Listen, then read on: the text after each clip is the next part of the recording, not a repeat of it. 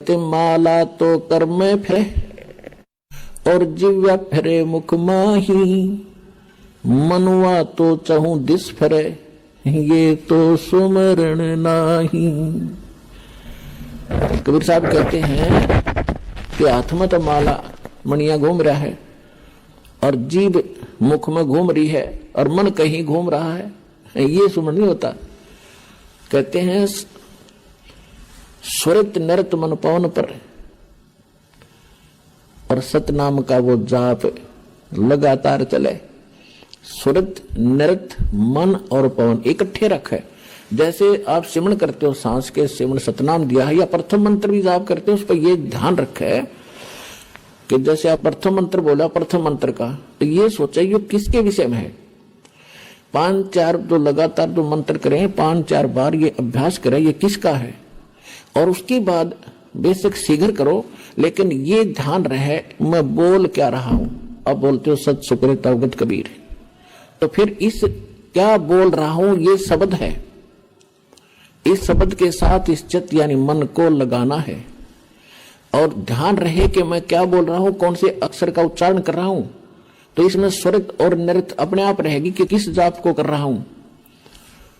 स्वरित नृत मन और पवन। पवन माने वायु, जो श्वास के सिमरण से संबंधित है। ये कि इस पर श्वास जब जाप करो तो इसके साथ ये सांस 20 ध्यान हो, मैं बाहर कौन सा छोड़ रहा हूं, अंदर कौन सा ले रहा हूं, और कौन मंत्र का उच्चारण कर रहा हूं। ये आपकी सुरत और नृत्य में रहना चाहिए। मैं के बोलू हूं, अपनी सुरती उस पर लाए रखे।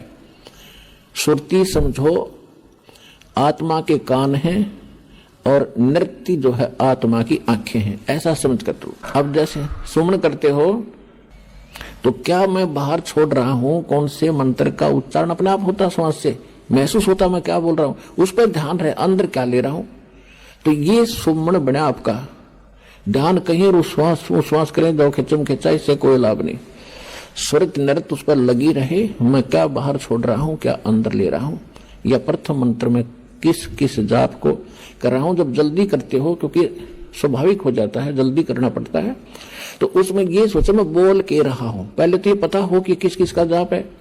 ये 2-4 बार अभ्यास करके फिर बेसिक केवल शब्द पर ही ध्यान रख सकते हो। के बोल रहा हूं, कौन सा मंत्र बोल रहा हूं, हरियम बोल रहा हूं, किलियम बोल रहा हूं, उस पर ध्यान रहे। तो वो उस पर जरूर रहना चाहिए, वो नहीं माला फेरे जाओ। तो ऐसे ही सतनाम पर बात चल रही है कि सतनाम पालड़े तराजू के एक पलड़े में ऐसे किया हुआ श्वास उश्वास स्वरित नृत्य और मन और श्वास के साथ किया हुआ एक श्वास के सिमरण की ओनली एक मंत्र, श्वास बाहर छोड़ा और अंदर लिया, पूरा हो गया एक मंत्र। इस एक मंत्र के जाप को तराजू के एक पालड़े में रख दो, उसकी कीमत।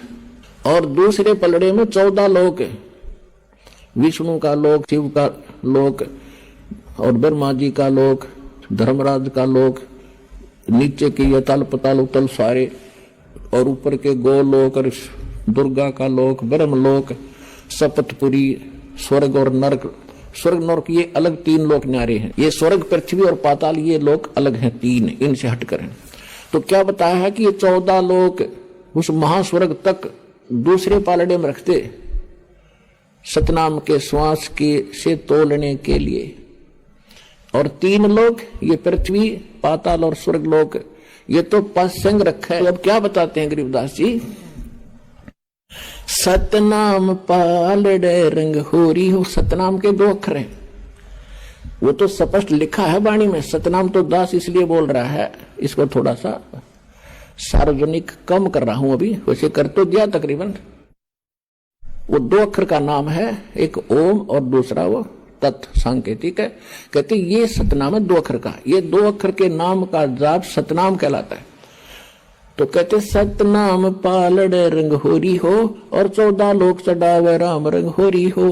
3 लोक पासेंग धरे रंग होरी हो, तो ना तुले तुलाया राम रंग होरी हो। ओए होए, अब एक सिमरन की ओए होए इतनी कीमत है।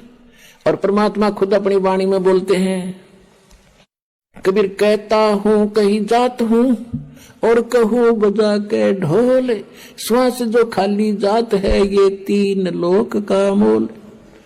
ये तो जो बिना नाम करे तुम खाली छोड़ रहे हो ये भी इतना कीमती है, 3 लोक का मोल। और सतनाम के साथ जाप किया जाता, कहते 3 लोक पासिंग धर रंग हो रही हो तो ना तुला तुला राम रंग हो रही हो। इसकी इतनी कीमत बन जाती है सतनाम के जाप से। और फिर सारनाम, उसका तो कहना है कि आपके ऊपर जो परमात्मा ने रहम किया है उसका कोई एस्टीमेट लगाकर दास नहीं बता सकता, कितनी दया आपके ऊपर हुई है। यहाँ आना हंसी खेल है। आप देख लो हरियाणा के लोग कितने आ रहे हैं, और मध्य प्रदेश, उत्तर प्रदेश, राजस्थान, वहां से कैसे आ रहे हैं। तो कहते हैं अभी तक इन्होंने ज्ञान नहीं या उनके इतने अच्छे संस्कार नहीं बने हैं जो यहाँ तक पहुंच सके।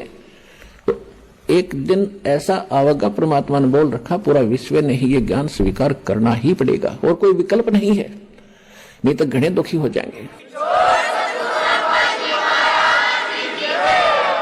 और फिर परमेश्वर ने यह भी कहा कि उस बर्म में पंथ में, गरीबदास वाले पंथ में जब वो चल चुका होगा तो उसमें फिर मैं स्वयं आऊंगा और सभी पंथों को खत्म करूंगा। इस ज्ञान से मेरे बच्चों को एक करूंगा, सभी एक होंगे, सबका मोक्ष करूंगा। तो उसी गरीबदास वाले पंथ में ये दास भेज रखा, उस परमपिता ने अपना दास भेज दिया, अपना नौकर भेज दिया। पूरी भक्ति विधि, पूरा कंप्लीट कोर्स, पूरी पावर देकर आपको मोक्ष कराने का पूरा प्रबंध देकर के दास को भेज रखा है। ये 100 प्रमाणित समझ लेना, सच समझना।